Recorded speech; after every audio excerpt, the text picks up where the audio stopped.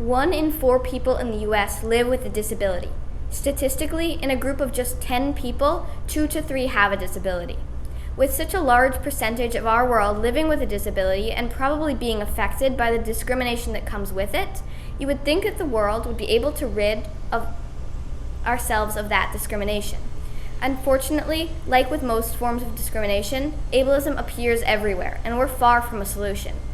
Ableism is the prejudice and discrimination against people with disabilities. It's based on the idea that those with disabilities are less valuable or need to be fixed. Ableism exists in every aspect of society, in our laws, schools, businesses, public transit, social media, and in our minds.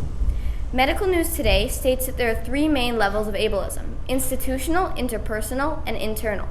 Institutional ableism is when this discrimination is rooted in systems, like when public transit isn't made accessible for people in wheelchairs. Interpersonal ableism happens in interactions between people, often on social media, like bullying or harassment. Internal ableism occurs when ableist ideas are repeated so much to someone that they start to believe it themselves. For example, after being taught throughout their lives that their disability is something to hide, a person with disabilities might internalize that and feel that it's true. 76% of participants in a study done by the American Bar Association were found to have subconscious biases against people with disabilities. Even respondents who had disabilities themselves were guilty of these biases. In a world without ableism, accommodations would be made so that those with disabilities could succeed. People with disabilities are not set up to succeed right now, and it shows primarily in the workforce. The percentage of unemployed people with disabilities is double the unemployment rate for those without disabilities. If we start working on eliminating ableism today, the next generation might be able to learn and work in the ways that work best for them. While progress is still being made today, it's not enough.